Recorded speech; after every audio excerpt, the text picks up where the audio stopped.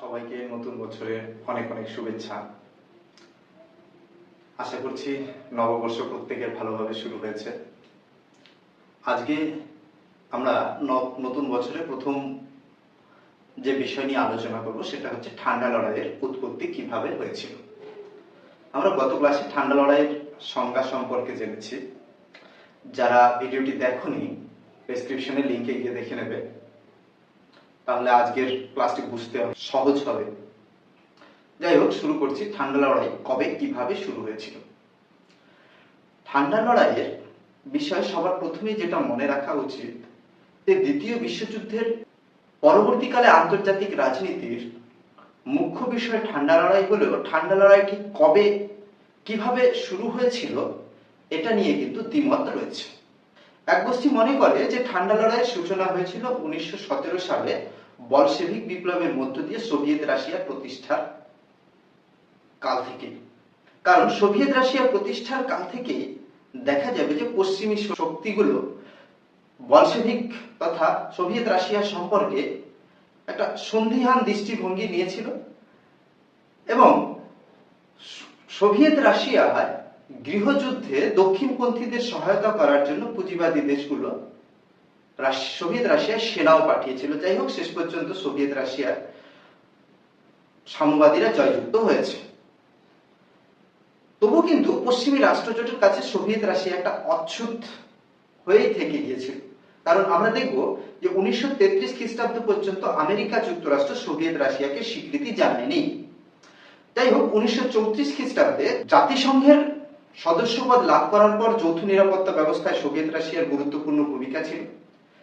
কিন্তু পশ্চিমী দেশগুলো সোভিয়েত রাশিয়ার রাষ্ট্র এবং অর্থনৈতিক ব্যবস্থা সম্পর্কে যে সন্দেহ ঘৃণা পোষণ করে সেটা স্পষ্ট হয়ে যায় ইঙ্গো ফরাসি পক্ষ যখন নাৎসিবাদ এবং ফ্যাসিবাদকে ক্রমাগত তোষণ করে চলছিল। সোভিয়েত রাশিয়ার আবেদন সত্ত্বেও সংঘবদ্ধভাবে এক নায়কতন্ত্রী শক্তিকে প্রতিহত করার জন্য পদক্ষেপ নেয়নি। এবং হিটলার যখন সোভিয়েত রাশিয়া আক্রমণ করে তখন সোভিয়েত রাশিয়া দাবি জানিয়েছিল একটা দ্বিতীয় রণাঙ্গন খোলা। তখনও ইঙ্গো ফরাসি পক্ষ অযথা সময় ব্যয় করছিল, তাতে করে সোভিয়েত রাশিয়া ও ইঙ্গো ফরাসি পক্ষের মনোভাব সম্পর্কে, পশ্চিমী জগতের মনোভাব সম্পর্কে সন্দিহান হয়ে পড়েছিল, এটা নিশ্চিত। তবু তারা দ্বিতীয় বিশ্বযুদ্ধের সময় কিন্তু কাঁধে কাঁধ মিলিয়ে একসঙ্গে অক্ষপক্ষের বিরুদ্ধে লড়াই করেছে। কিন্তু দ্বিতীয় বিশ্বযুদ্ধ চলাকালীন সময়ে বিভিন্ন আন্তর্জাতিক সম্মেলনে বিভিন্ন বিষয় নিয়ে আলোচনায় সোভিয়েত রাশিয়ার সঙ্গে পশ্চিমী দেশগুলির বিরোধ কিন্তু স্পষ্ট হয়ে উঠেছিল। এই বিরোধ শেষ পর্যন্ত মিত্র শক্তির মধ্যে ফাটল ধরিয়েছিল। কি হয়েছিল দেখা যাবে যে 1944 খ্রিস্টাব্দে মার্কিন সামরিক বিভাগ যুদ্ধ বিভাগ ঘোষণা করেছিল একটা প্রতিবেদনে যে যুদ্ধোত্তর পৃথিবীতে জার্মানি ধ্বংস হয়ে যাওয়ার পর সোভিয়েত রাশিয়া বিশ্বের জন্য একটা গুরুত্বপূর্ণ থ্রেট হয়ে দাঁড়াবে। যাই হোক, বিশ্ব এবং সোভিয়েত রাশিয়া স্বাভাবিকভাবে এই ব্যাপারটা সম্পর্কে অবগত হয়ে পড়েছিল। ইয়াল্টা সম্মেলনে 1945 খ্রিস্টাব্দের ফেব্রুয়ারি মাসে মার্কিন রাষ্ট্রপ্রধান রুজভেল্ট, ব্রিটিশ রাষ্ট্রপ্রধান চার্চিল এবং সোভিয়েত রাষ্ট্রপ্রধান স্টালিনের মধ্যে আলোচনায় যেটা দেখা গেছে, স্টালিন পূর্ব ইউরোপে নিজ আধিপত্য এবং একনায়কতন্ত্রী নাৎসিবাদের সম্পূর্ণ নির্মূল করার লক্ষ্যে কিছুটা আগ্রাসী মনোভাব নিয়ে অগ্রসর হয়েছিল। কিন্তু একনায়কতন্ত্রের ধ্বংস সাধন এবং যুদ্ধ পরবর্তী বিশ্বে স্থায়ী শান্তিতে সোভিয়েত রাশিয়ার যোগদানের কথা মাথায় রেখে রুজভেল্ট এবং চার্চিল স্টালিনের বেশ কিছু দাবি দাওয়া মেনে নিয়েছিলেন। কিন্তু ইয়াল্টা পরবর্তী সময়ে মার্কিন প্রশাসনে রুজভেল্টের পরিবর্তে আসে হ্যারি ট্রুম্যান এবং চার্চিলের পরিবর্তে প্রধানমন্ত্রী হন এটলি। এই দুজন রাষ্ট্রনায়ক কিন্তু ঘোরতর সোভিয়েত রাশিয়ার বিরোধী ছিল। তারা পরবর্তী সময়ে যখন জাস্ট কয়েক মাস পরে জুলাই আগস্ট মাসে পটসডাম সম্মেলনে দেখা যাবে স্টালিনের সঙ্গে তাদের মত পার্থক্য বেশ স্পষ্ট হয়ে ওঠে। পূর্ব ইউরোপে পোল্যান্ড নীতি গ্রিস এবং তুরস্কের প্রতি পশ্চিমী দেশগুলোর নীতি নিয়ে মতানৈক্য একেবারে স্পষ্ট ফাটল তৈরি করে দেয়। 1946 খ্রিস্টাব্দে স্টালিন ফেব্রুয়ারি মাসে ঘোষণা করেন যে সমগ্র বিশ্ব জুড়ে সাম্যবাদ প্রতিষ্ঠিত হওয়া না পর্যন্ত পুঁজিবাদী দেশগুলোর সঙ্গে সাম্যবাদের লড়াই অনবরত চলতে থাকবে। পাশাপাশি পোল্যান্ড এবং পূর্ব ইউরোপীয় দেশগুলিতে সোভিয়েত প্রভাবাধীন সরকার, সাম্যবাদী সরকার প্রতিষ্ঠিত হলে দেখা যাবে পশ্চিমী দেশগুলোর আশঙ্কার কারণ হয়ে ওঠে। এই পরিপ্রেক্ষিতে প্রাক্তন ব্রিটিশ প্রধানমন্ত্রী উইনস্টন চার্চিল 1946 খ্রিস্টাব্দের 5ই মার্চ আমেরিকার মিসৌরি প্রদেশে ফাল্টনে একটা বক্তৃতা দিতে গিয়ে সাম্যবাদের আগ্রাসী মনোভাব সম্পর্কে একটা গুরুত্বপূর্ণ মন্তব্য প্রকাশ করেন। তিনি কি বলেন যে স্টেটিন অর্থাৎ বাল্টিক সাগর তীরবর্তী স্টেটিন থেকে আড্রিয়াটিক সাগরের ট্রিয়েস্ট পর্যন্ত সমগ্র ইউরোপ সোভিয়েত সাম্যবাদের লৌহ জবনিকার অন্তরালে আচ্ছাদিত হয়ে পড়েছে। এখনই যদি মার্কিন প্রশাসন সক্রিয় না হয় তাহলে কিন্তু একটা সময় সমগ্র বিশ্ব সোভিয়েত রাশিয়ার সাম্যবাদের কবলে অন্ধকারে নিমজ্জিত হবে। আর এর জন্য তিনি ইংল্যান্ড এবং মার্কিন যুক্তরাষ্ট্রের যৌথ প্রচেষ্টার প্রস্তাব দেন। যাই হোক, চার্চিলের ফাল্টন বক্তৃতা মার্কিন প্রশাসনের সাড়া ফেলে দেন।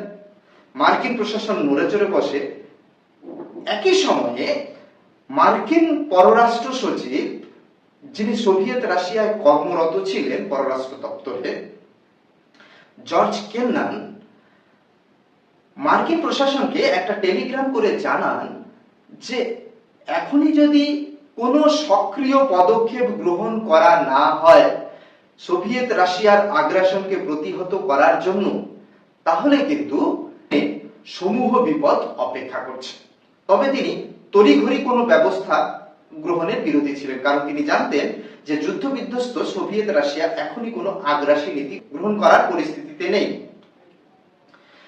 যাই হোক, এই ফাল্টন বক্তৃতা এবং কেন্নানের সোভিয়েত রাশিয়াকে বেষ্টন করে রাখার, প্রতিহত করার এই তাত্ত্বিক পদ্ধতির সক্রিয় বাস্তব প্রয়োগ দেখা যায় ট্রুম্যান নীতি এবং মার্শাল প্ল্যানের মধ্য দিয়ে। 1947 সালের 12ই মার্চ ট্রুম্যান তার বিখ্যাত নীতি ঘোষণা করেন এবং 5ই জুন জর্জ মার্শাল তার পরিকল্পনা ঘোষণা করেন। দুটি পরিকল্পনারই মুখ্য বিষয় ছিল যে ইউরোপের দারিদ্র্য, ক্ষুধা, কর্মহীনতা ইত্যাদি দূর করে ইউরোপকে অর্থনৈতিক পুনর্গঠনের জন্য মার্কিন প্রশাসনের তরফ থেকে আর্থিক সাহায্য প্রদান। কারণ ক্ষুধা, দারিদ্র্য সাম্যবাদকে প্রশ্রয় দেয়, সাম্যবাদ দ্রুত গতিতে সেখানে প্রসারিত হয়। তাই ক্ষুধা, দারিদ্র্যকে প্রতিহত করার জন্য মার্কিন প্রশাসন ইউরোপকে ডলার সাহায্য দেওয়ার জন্য দুটো নীতি ঘোষণা করেন, যথাক্রমে ট্রুম্যান নীতি এবং মার্শাল পরিকল্পনা। এই দুই পরিকল্পনায় একটা বিশাল অঙ্কের অর্থ ইউরোপের বিভিন্ন দেশকে দেওয়া হয় এবং এই আর্থিক সাহায্য নিয়ে দেখা যাবে সংখ্যালঘু বামপন্থী আন্দোলনকে প্রতিহত করতে ইউরোপীয় দেশগুলো অনেকাংশে সফল হয়। এরই সক্রিয় প্রতিক্রিয়া দেখা যায় সোভিয়েত প্রশাসনে। সোভিয়েত রাশিয়া পূর্ব ইউরোপীয় দেশগুলোকে নিয়ে কমিনফর্ম গঠন করে এবং পররাষ্ট্রমন্ত্রী মলোটভ পরিকল্পনা ঘোষণা করে পূর্ব ইউরোপীয় দেশগুলির আর্থিক পুনর্গঠনের লক্ষ্যে সোভিয়েত প্রশাসনের তরফ থেকে আর্থিক সাহায্যের দাবি ঘোষণা তারা প্রচার করে। সেই সঙ্গে মার্শাল পরিকল্পনার প্রতিক্রিয়ায় বার্লিন অবরোধ ঘোষিত হয় এবং 1949 সালে সোভিয়েত রাশিয়া আণবিক বোমা পরীক্ষা চালায়। অর্থাৎ সব মিলিয়ে ইউরোপে দেখা যাবে যে সোভিয়েত রাশিয়া এবং মার্কিন যুক্তরাষ্ট্রের মধ্যে একটা টান উত্তেজনা শুরু হয়। এই উত্তেজনা তখনও কিন্তু সামরিক জোটে পৌঁছায়নি। সামরিক জোটে পৌঁছায় 1949 সালে মার্কিন নেতৃত্বে পশ্চিম ইউরোপীয় দেশগুলোকে নিয়ে ন্যাটো গঠনের মধ্যে দিয়ে এবং তার প্রতিক্রিয়ায় 1955 সালে সোভিয়েত রাশিয়ার নেতৃত্বে পূর্ব ইউরোপীয় দেশগুলোকে নিয়ে ওয়ারশো চুক্তি সংস্থা গঠনের মধ্যে দিয়ে। এইভাবে সমগ্র ইউরোপ দেখা যাবে মার্কিন নেতৃত্বাধীন পুঁজিবাদী একটা দল, একটা শিবির এবং সোভিয়েত রাশিয়ার নেতৃত্বাধীন সাম্যবাদী শিবির অর্থনৈতিকভাবে, সামরিকভাবে স্পষ্ট দুটো ভাগে বিভক্ত হয়ে যায় এবং পরবর্তী দীর্ঘ 4 দশক পর্যন্ত সমগ্র ইউরোপে এই দুই শিবিরের মধ্যে একটা যুদ্ধের আবহ বিরাজ করে, যাকে আমরা ঠান্ডা লড়াই বলে জানি। মোটামুটি পরিষ্কার। এরপরে আবার একটা নতুন ক্লাসে দেখা হবে। আজকে এই পর্যন্তই থাক। Thank you.